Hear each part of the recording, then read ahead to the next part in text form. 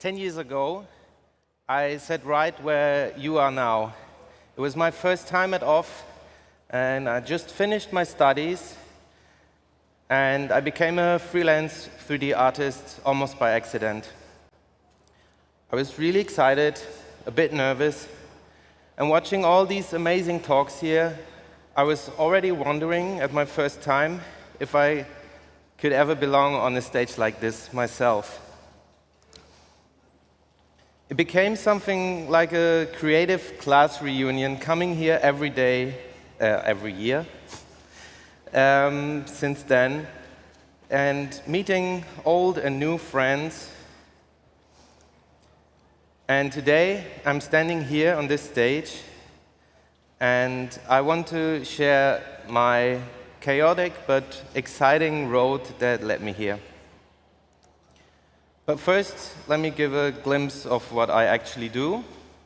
I'm a visual artist working mostly in 3D, and I create illustration, animation, character design, and typographic work.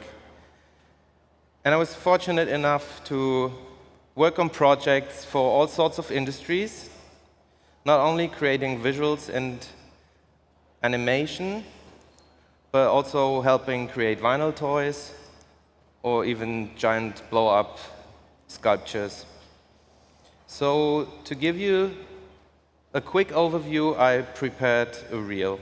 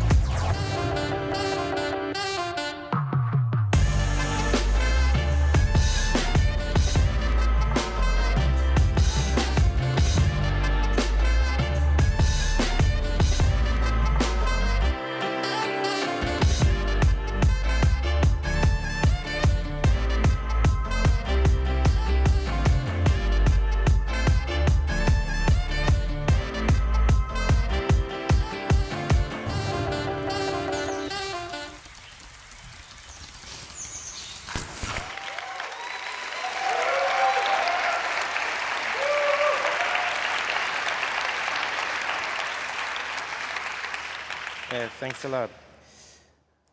So let's start at the beginning. As a kid, I loved to draw, as most creatives, but what I loved even more was building. So I stole some florist wire from my mom and created some sculptures.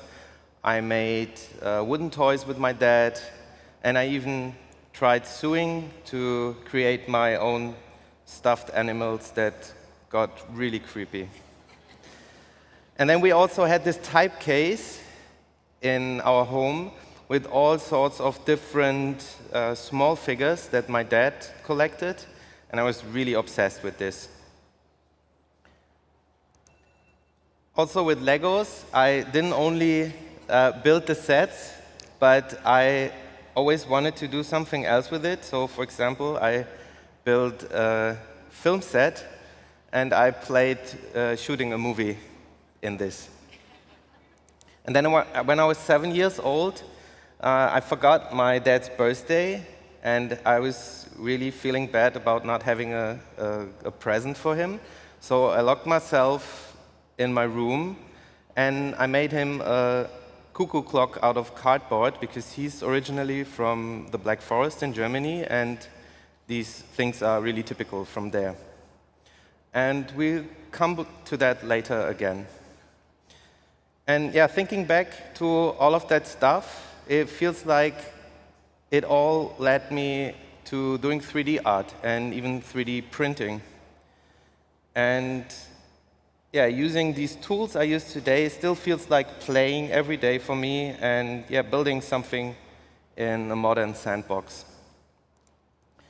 So my first advice would be try to remember what you enjoyed as a kid and what made you happy, and you might find something there that you can still enjoy today. After school, I wanted to do anything with a computer because it was the late 90s and they were quite new and fresh, so I was super fascinated with them.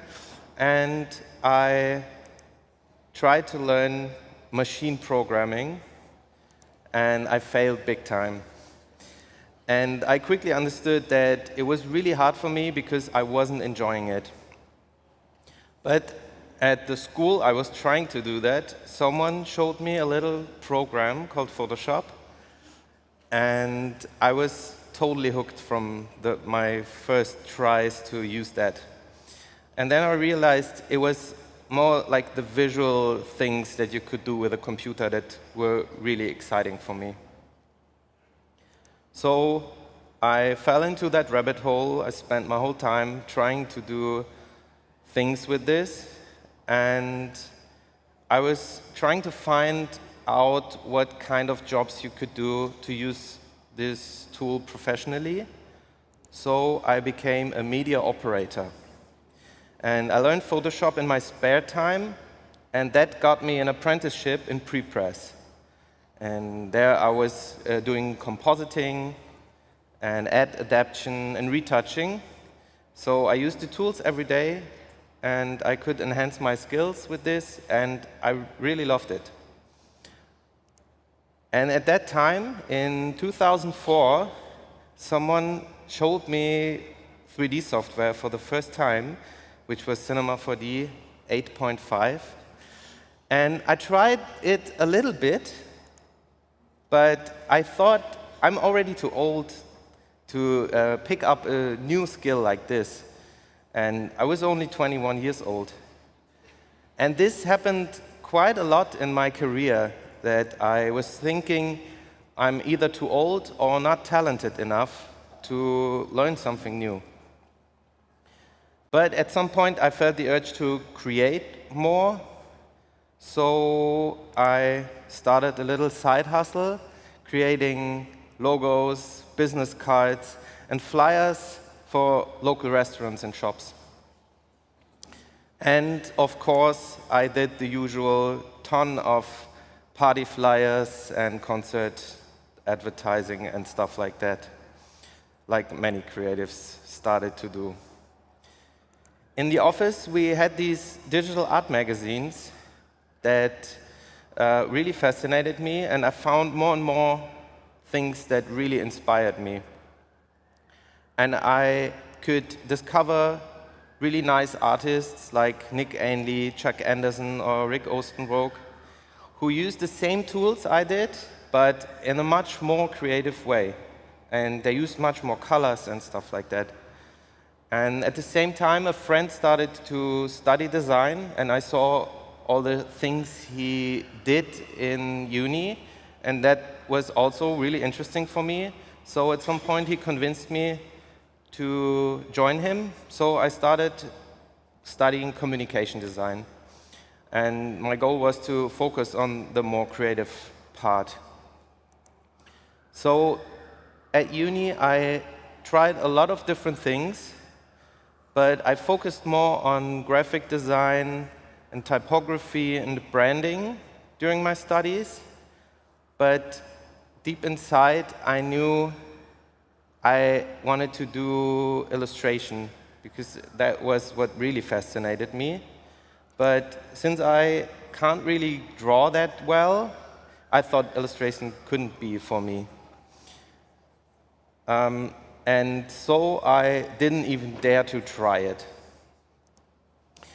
But ever since watching cartoons as a kid, I got really obsessed with goofy characters and with these vibrant worlds and the use of a lot of color. And I love that so much. And comparing that to my work today, I think you can see something drew me back to these really early touch points that I had with visual creativity.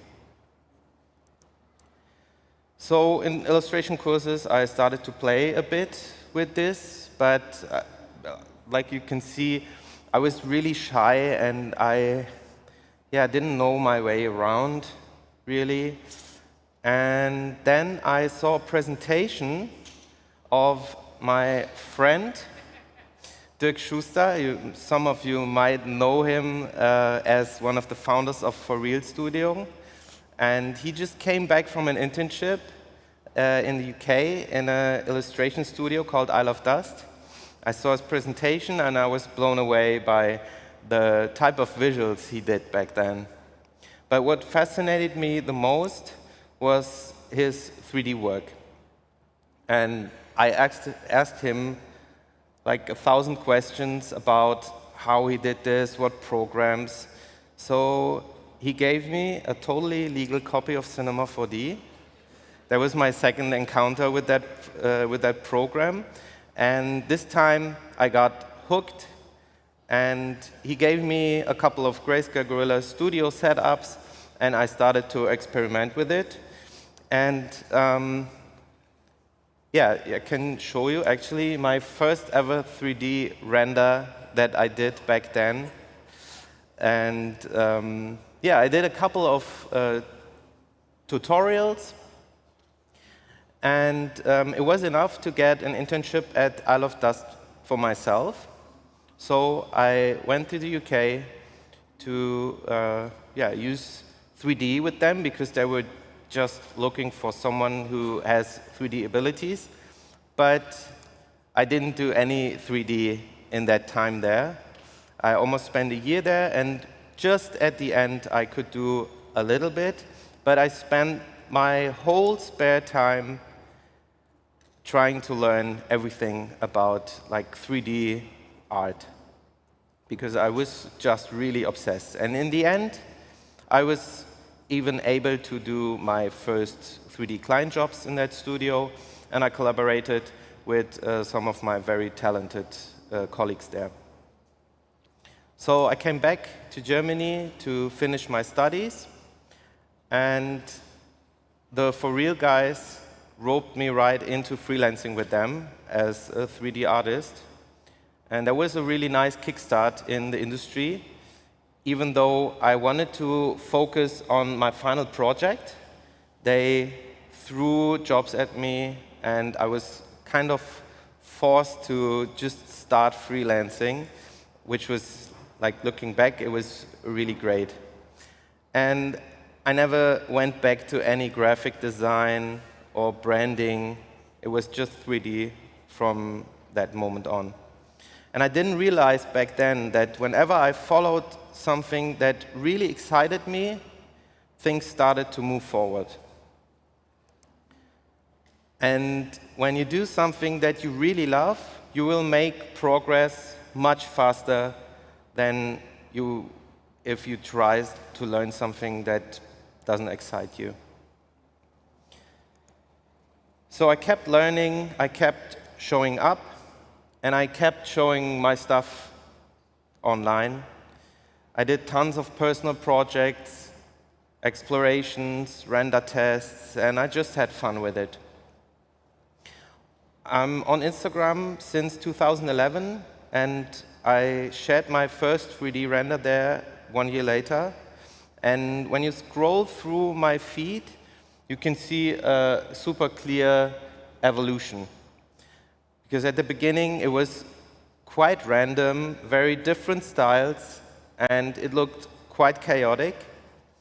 And it took 10 years to find a visual language, to filter out what I really enjoy, and to find my creative voice. At some point, I started to use the same colors again and again, and I found character design for me. And without even planning it, there was a more consistent visual aesthetic at some point. So I always try to follow my gut feeling and put out like silly ideas I have in my mind. And that is always like the most fun part for me. And that spark of excitement led to amazing opportunities for me. Projects I'm super proud of, big campaigns, and collaborations, and yeah, sometimes even dream clients. But most importantly, the chance to make a living with something I truly love. In the beginning, I did a lot of editorial work, and as you can see, my style was not really defined. It was quite like I was doing many different types of visuals. But I did a ton of work, and I created a lot of personal explorations. I played with typography quite a lot. I made a ton of neon type back then. And I didn't have a specific style that I was following in my work. So like everything, every new visual was quite different. But I also had really early on the fortune of having super fun client projects. For example, working for Samsung to create some letter forms, or creating a SpongeBob artwork for a Nickelodeon exhibition. Also having fun with first character explorations for Content Network, or building a miniature city for the German Huawei company. And all these super nice projects stand also for a really important part of my practice, which is collaboration.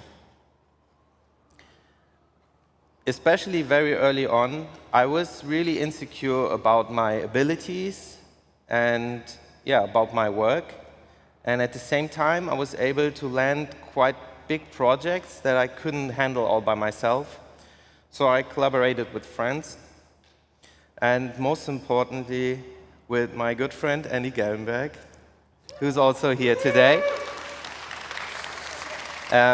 We studied together, and we had quite different styles, but we liked each other's styles, and we tried to combine them. And I got some projects in that I needed help, and Andy was so super fast with concepts and sketching. That was sometimes the only chance to get a project done in time. So we worked together a lot on type illustration, and we tried to bring our styles together with personal explorations. We came to off together quite often, and we even did some fan art. And some years ago, we even had a piece together in the official off book. But I'm showing all these nice projects, but that's not the whole story. Not everything is a dream project, and you can't always do like super fun projects for clients. And there's another side that you rarely see on Instagram.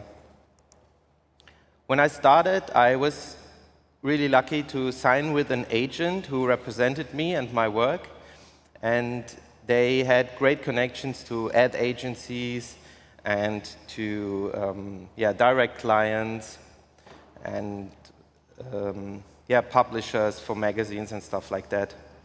And since I was the only 3D artist they had in their agency, I got all the 3D projects, no matter what style they were. So I got hired just because I was doing 3D and not because of like my style, which I didn't even happen at that time.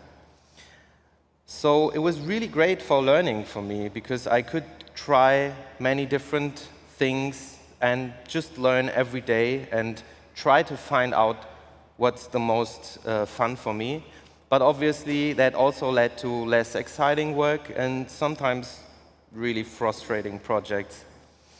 And I think even for established artists, it can be really hard to like do work only in your super unique style and make a living out of it. So to show you the whole picture, I created another reel with some of the other work I did.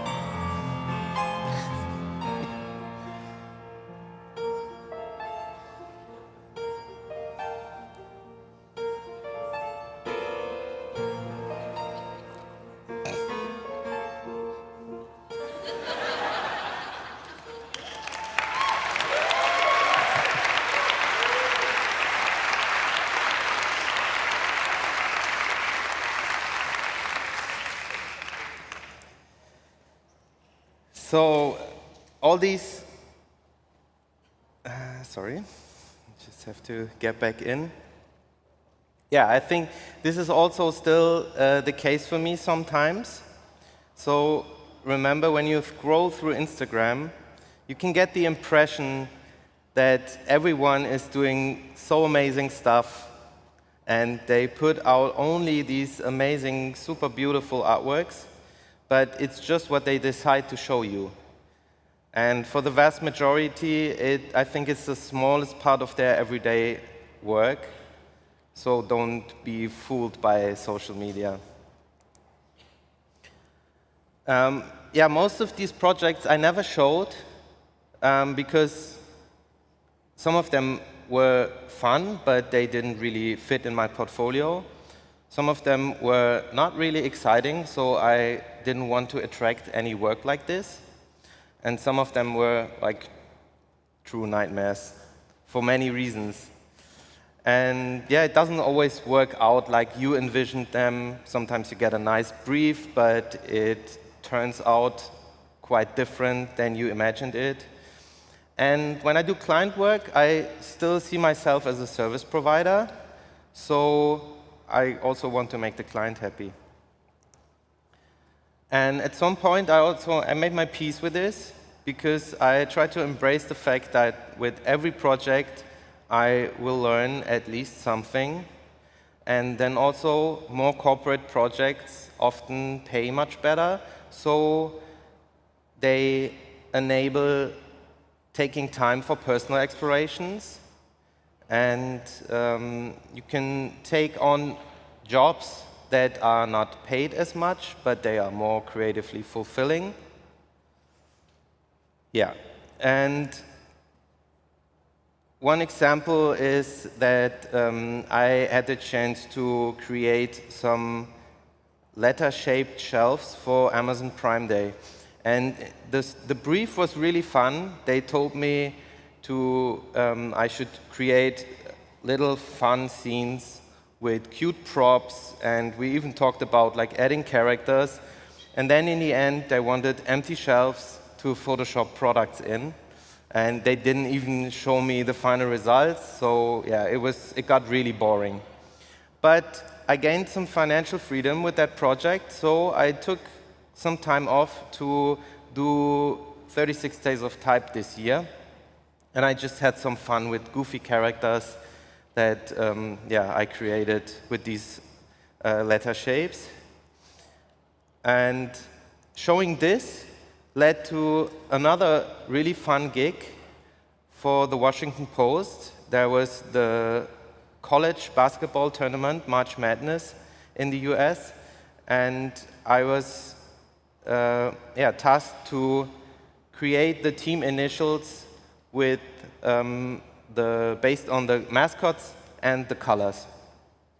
And it was pretty massive. In the end, I created over 100 different letters, but it was still an editorial job, so it didn't pay that much.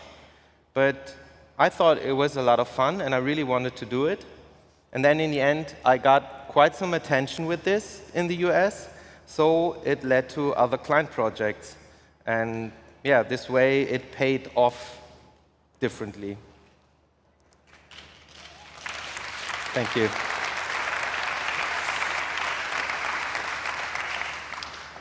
Yeah, I also did some super corporate characters, which are like not really exciting. I mean, it's kind of okay, but like it's not exciting. And besides, I never want to do anything for a client project, because it's a total nightmare to get feedback on that. But projects like that also help me refine my character skills, and they make time for personal exploration. So I love to create a bunch of different characters, like my super long boy that originated in this Instagram swipe joke. And I also made him into super short boy. And I try to combine different parts of my personal work together by putting the the Super Long Boy on my hand series. And then I tried to use my characters to do collaboration with other nice artists. And yeah, to put them in new adventures. So with collaboration, I feel I can do even more than I could on my own. And with client projects, it's even necessary to collaborate because sometimes I need to get artists in that are much better than me in character rigging and especially animation. So sometimes I team up with my artist friends, even for personal projects. So I teamed up with my friend Nick Marsh, who's a character animator, and we wanted to bring some of my different bits together. So we also got my friend Fonty in that project, who's an amazing music producer and sound designer, and together we did this.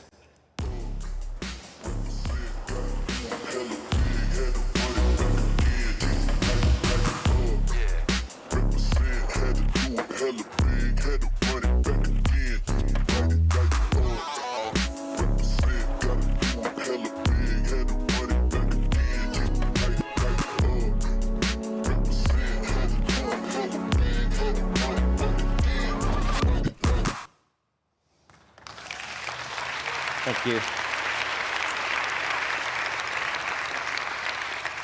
Yeah, it's an endless loop, so I could go on and on. But yeah, we took each character and synced it with one element of the beat. And it was super fun, and we are even working on adding more different characters and more elements to the beat. And it's an ongoing project, and is like one of the most fun things I did recently. So whenever I collaborated, I feel it elevated my work, because the sum of the talents is always bigger than one ego. And therefore, I would advise, don't try to do everything on your own, but embrace your community. Yeah.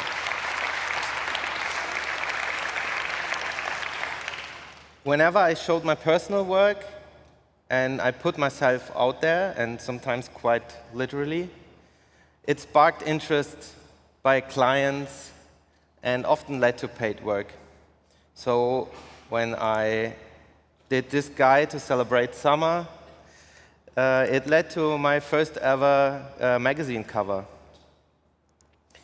I played with interior on a Monday morning, and people saw that and saw a connection to their brand, so it led to a commission. And showing my characters even made it possible to create a course on Domestika showing my approach of creating cute 3D avatars. And seeing young talents learning from my experience was really crazy, because I learned character design by just playing with it and doing silly stuff and just trying to have fun with it. And I didn't ever think that I could even use it professionally. And now I have often the privilege to be approached by brands like Adidas or Foot Locker, and they give me complete creative freedom. And that's pretty much the dream for any creative, I think.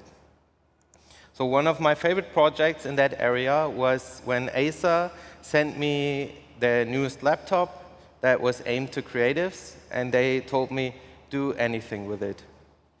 So that was during lockdown, and I wanted to explore the topic of working from home, and then also show the flexibility of working with a laptop. And yeah, it was super cool to have this freedom from a client to explore an idea like deeper. And it literally felt like being paid for a personal project. And yeah, sadly, working from home in the pandemic didn't really look like this for me, but this project was a really nice escape. And then the best case scenario is when you get creative freedom, there's a really nice purpose in the project, and then also if you can get a personal connection.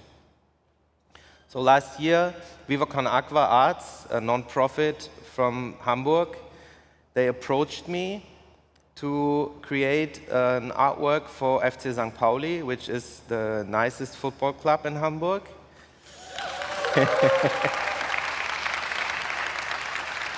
And yeah, the only ask was to show that the club is deeply rooted in the district of St. Pauli. They are really connected to the people, and the football stadium is in the middle of the city, in the district.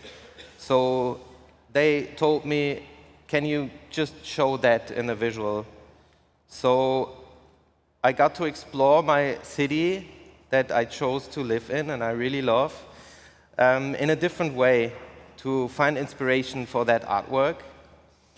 And I could try some new styles. I didn't do much like architecture in that isometric style before.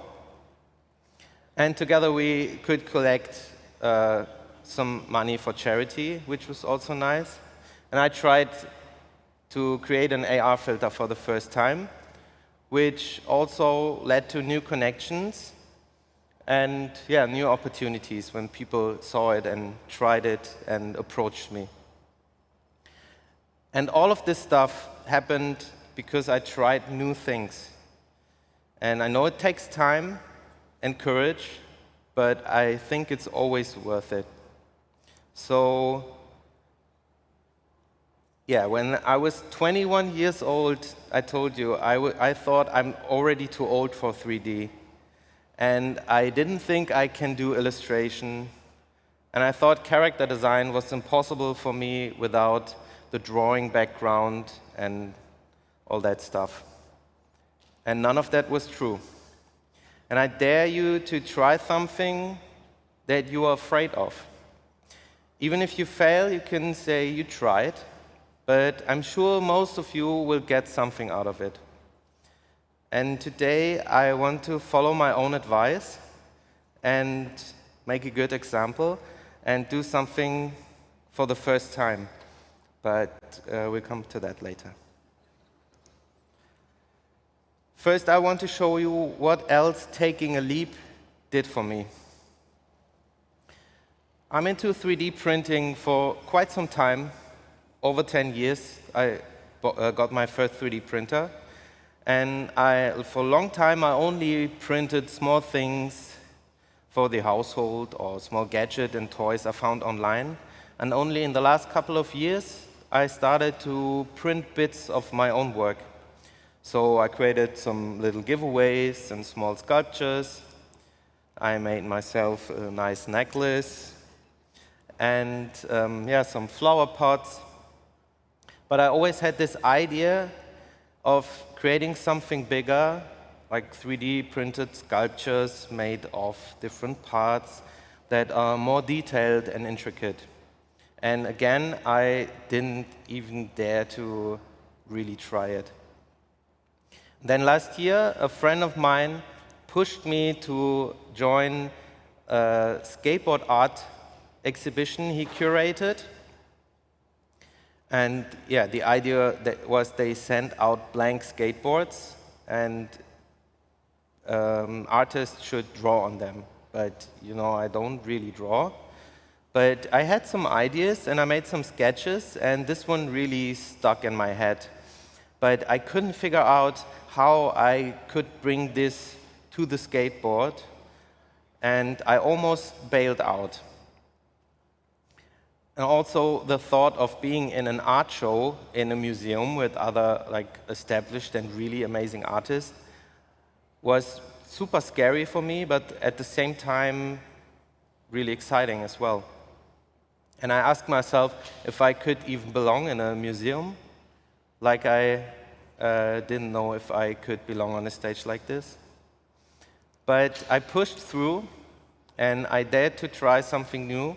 So first I modeled everything, and then I started 3D printing all the different parts, not knowing how to really go on, how to do it. But I just thought, yeah, maybe let's even just try. So I printed and printed and printed and printed. And then at some point, I had all the parts, and I started to assemble everything on the blank deck. And I actually finished it. And despite all the doubt,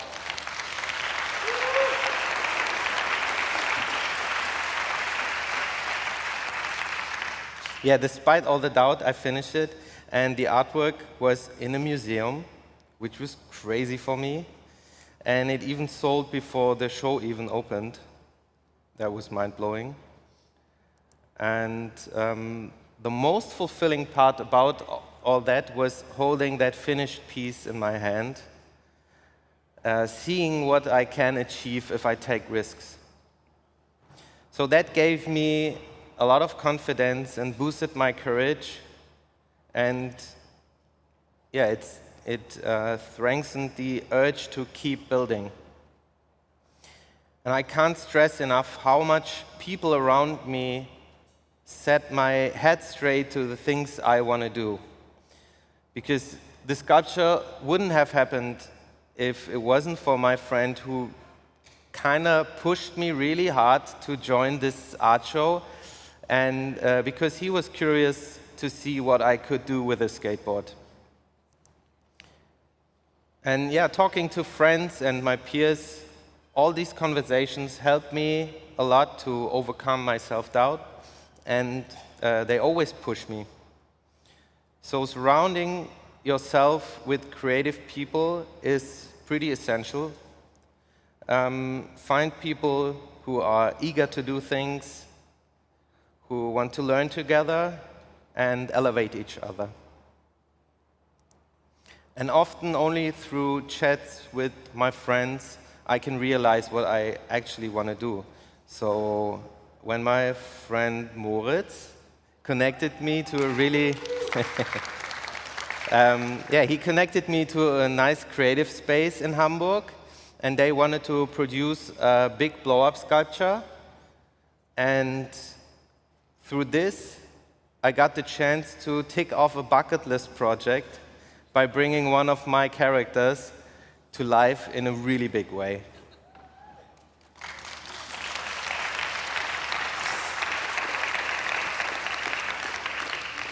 And this connection also enabled me to do my first ever solo exhibition, showing a wide range of my work with illustration, animation, and 3D printing.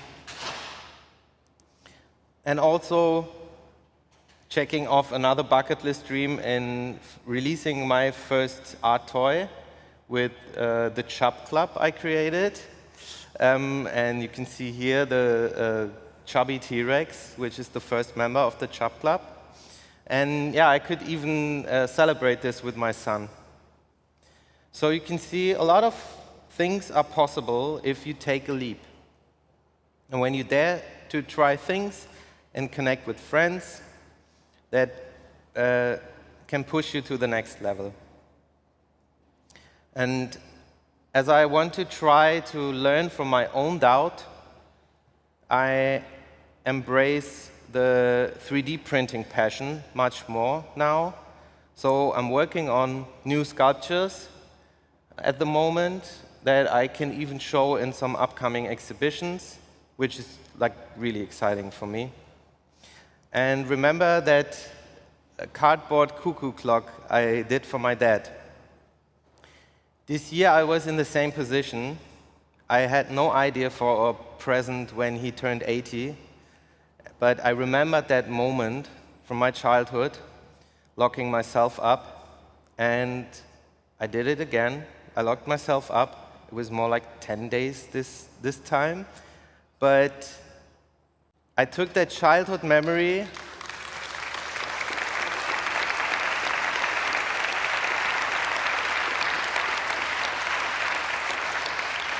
and I turned it into a really personal moment with my dad.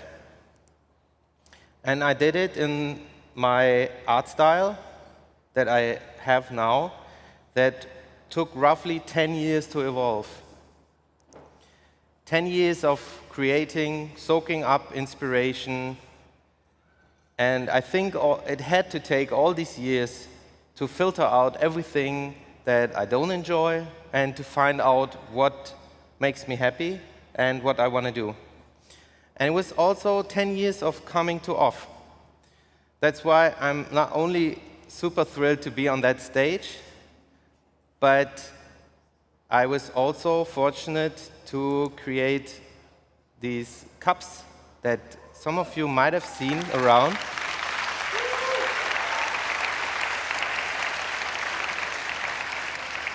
And yeah, I also created some stickers with some of these characters that you can grab after the talk if you like. And yeah, it was also 10 years of connecting to all of these beautiful people. And without meeting these awesome creatives here and in my everyday creative life, I would have never become the artist that I'm today. So to celebrate that, I also created 2 limited prints that are double-sided, so you can grab one after the talk, and you don't even have to decide which one you want to hang, because they have both like sides with different motifs. Yeah, this is a little thank you to every one of you who came here today when you could have watched other amazing artists. And I really love to connect, so I love to chat about things, all things creative, and I love to help. So if you have any questions, or if you have a project coming up that you think I'm a good fit, text me. You can find me everywhere at YPHEY, or you can scan the QR code for my socials. Thank you.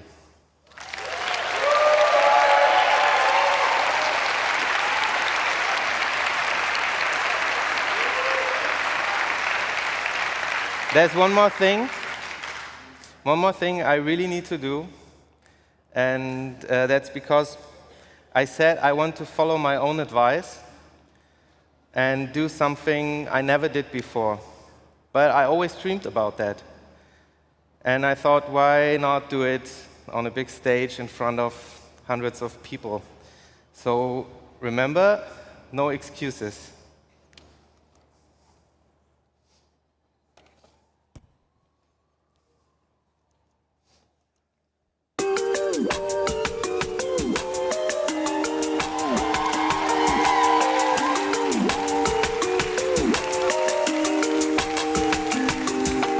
No one here expected this, not even me. I paid my dues 10 years, now I get it for free. There's years, but it can't be. I had to pass 40 before I could finally see.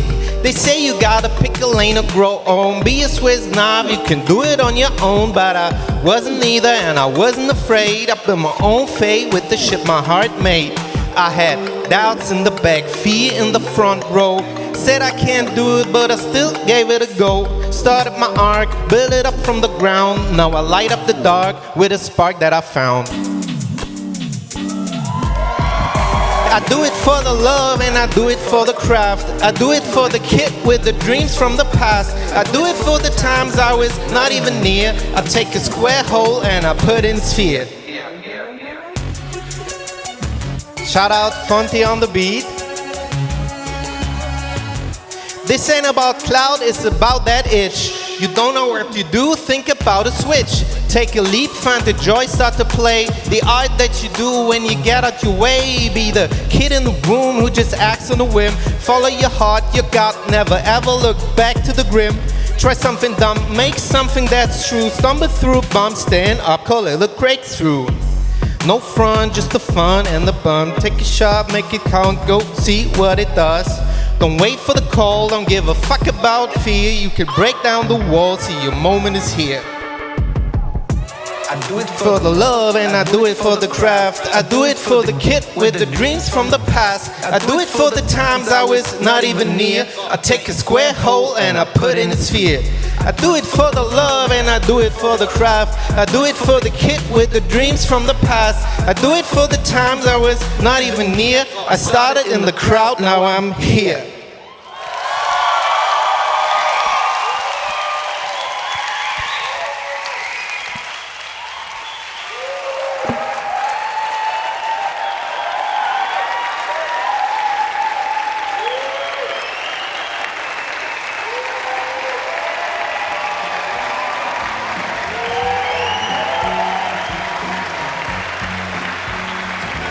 Thank you.